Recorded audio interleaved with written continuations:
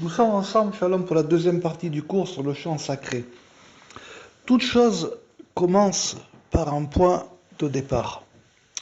Quand on veut prendre une route, on commence à mettre un pied devant l'autre. Déjà un pied, il faut déjà mettre un point.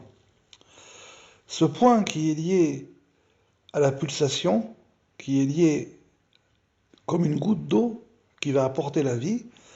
Donc ce point, c'est ce point de départ qu'on va appeler comme un yud, comme un yod. La plus petite lettre et en même temps un point de départ entre consonne et voyelle. Ce point-là, il faut déjà que la personne l'ait déjà en elle, qu'elle le possède déjà en elle. Et si elle ne l'a pas, et bien évidemment c'est le cours qu'on a fait la dernière fois, il faut qu'elle fasse tout pour travailler pour pouvoir y accéder. Comme il est dit au début, Bereshit bara Elohim, au début Dieu créa, mais si on met un autre rythme, on lira Berosh Yud Tivra El Hayam. Dans ta tête, un Yud, donc un point, tu créeras vers la mer. La mer ici, c'est le fait de ce qui se découle à l'intérieur de l'homme, c'est le liquide encéphalorachidien. Parce que le corps de l'homme a une structure, et donc cette structure-là, il y a une structure qui est liée au sang, qui correspond plus aux océans. C'est la raison pour laquelle ça dépend du cœur et du poumon qui vont faire un travail pour purifier le sang, exactement comme le soleil et la lune ont une force d'attraction. Mais ça, ce n'est pas l'objet du cours d'aujourd'hui. L'objet du cours d'aujourd'hui, c'est d'expliquer ce point et sa structure. Ce point-là, cette structure-là, donc un point, Yud, c'est un point, mais c'est aussi la 10e lettre de l'alphabet. En tant que 10e lettre de l'alphabet, donc il est lié au 10. C'est ça qu'on va appeler prier en communauté, en minyan, prier avec 10 personnes. En réalité, c'est au minimum une personne qui, elle, a ce point.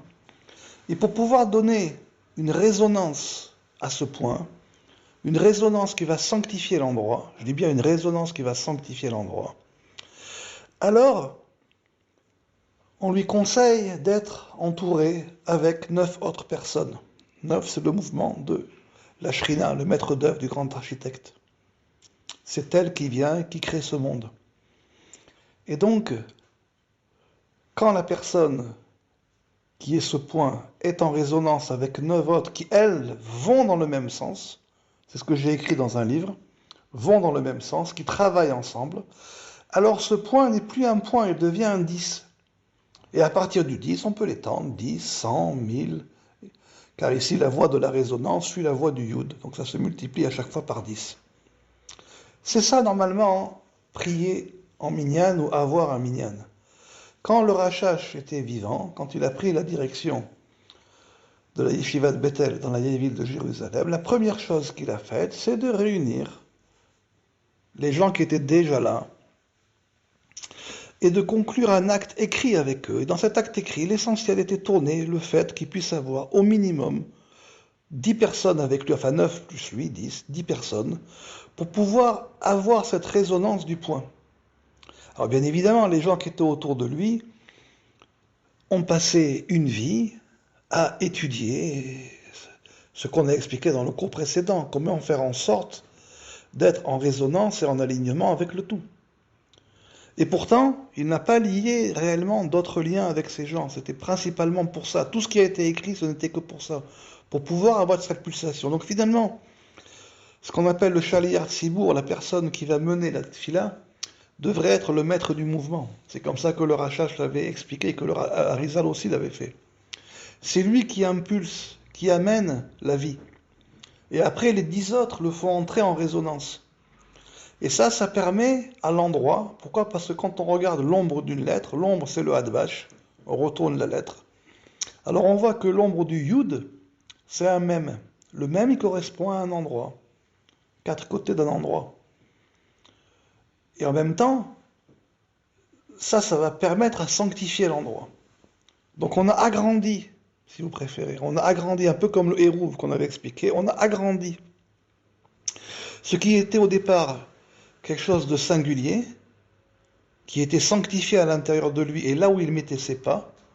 Maintenant, c'est l'endroit qui se sanctifie. Car c'est toujours l'homme qui sanctifie l'endroit, jamais l'endroit qui sanctifie l'homme. Et même s'il y a des endroits particuliers comme le 3e temple à Jérusalem, Il faut néanmoins que l'homme se sanctifie aussi pour rentrer dans l'endroit. Il ne peut pas y rentrer comme ça. Et quand il n'y a pas de troisième temple, alors à ce moment-là, c'est l'homme qui sanctifie l'endroit, quel que soit l'endroit dans lequel il est. C'est comme ça que ça fonctionne. Et pas l'inverse. Donc ça amène une résonance dans l'endroit. C'est censé sanctifier l'endroit. Mais pour ça, il faut bien évidemment, au minimum, avoir un minimum de travail. Et ce qu'on appelle ce minimum de travail, pour la majorité, c'est au-delà d'un maximum. Parce que avoir un attachement avec la volonté supérieure, c'est au-delà de tout. C'est au-delà de tout. C'est quelque chose qui va au-delà de tout. C'est la raison pour laquelle, quand on veut accéder à cela, on doit se donner des moyens qui sont aussi au-delà de tout. Et sur ça, il y a marqué au Botidvak. En lui, tu vas te coller littéralement. Tu vas attacher. Davouk, dans le mot Davouk, il y a le mot cave. Un axe de rayon. Parce que quand la chose se révèle dans le monde, c'est comme un rayon qui se révèle, comme une corde. Cave, en hébreu, c'est un axe, un rayon. Révèle, c'est aussi une corde, c'est un autre aspect de l'axe. C'est finalement le cœur de l'axe. Et donc, accéder à cela, il faut s'en donner les moyens parce que c'est au-delà de toute chose. La preuve en est que je vous ai envoyé un texte du Rambam sur Purim. Et le Rambam ramène un texte qui est déjà dans le Talmud, dans la Gemara, et qui dit qu'à la fin des temps, tout sera annulé, bien évidemment, à part les 5 livres de la Torah et les lois qui vont avec, mais tout ce qui est Nach, Nevi'im et Ketuvim, prophètes et hagiographes, seront complètement annulés.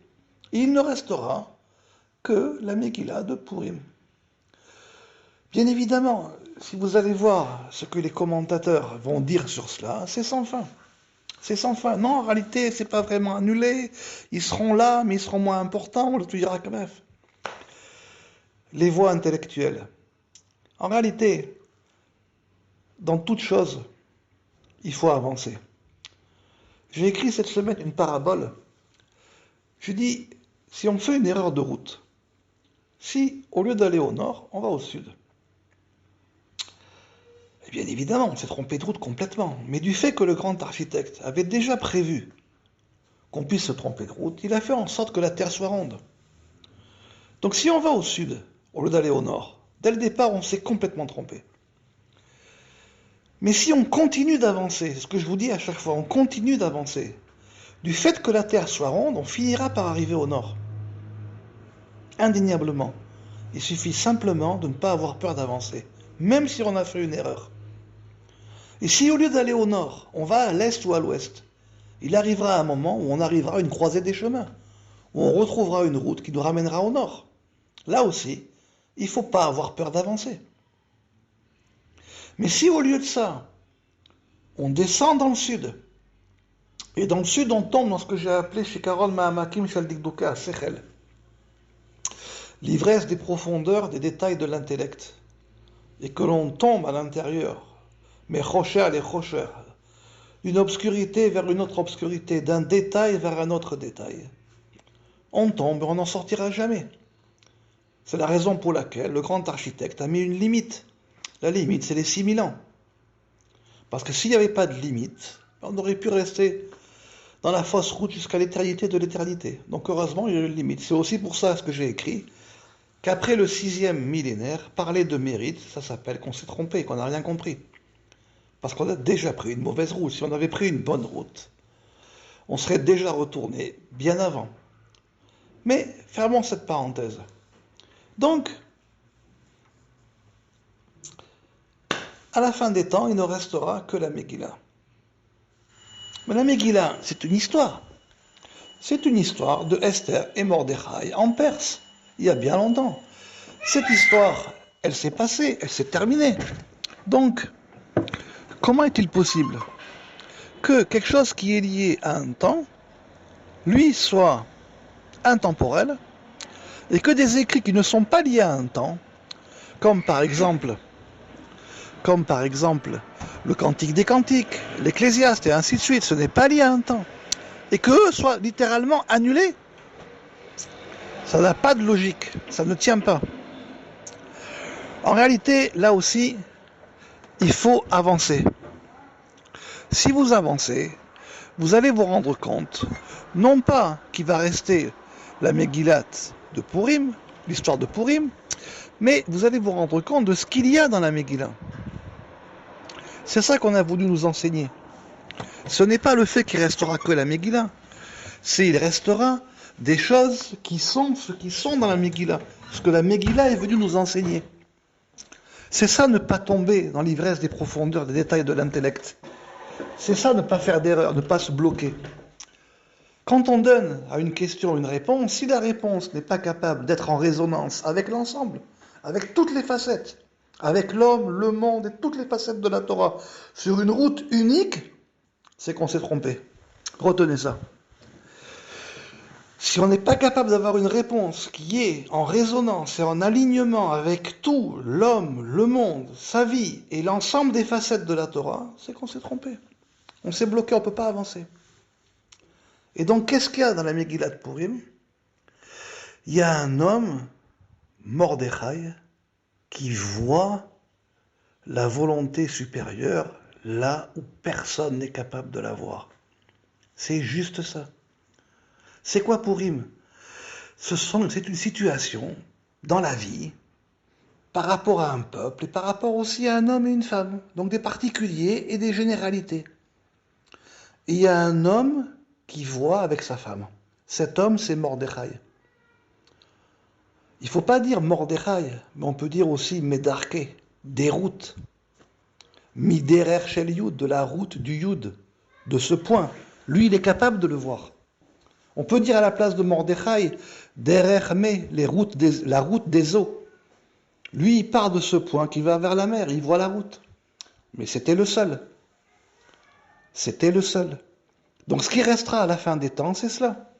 C'est cette capacité que l'on doit avoir à pouvoir rentrer dans le mouvement des choses et voir les choses. C'est que ce chant sacré n'est pas uniquement un chant, c'est pas simplement un shir, c'est une anaga, c'est une conduite. Donc elle est présente dans toute chose. Voilà pourquoi j'ai ramené les deux idées ensemble, parce que les deux sont liés. Ce n'est pas juste un chant, c'est une conduite principale. C'est cette sagesse qu'on appelle la sagesse du dofek, de la pulsation, du pouls, celle qui amène la vie. Et c'est ça qui sera à la fin des temps. C'est pas le fait qu'on va annuler. On va rien annuler.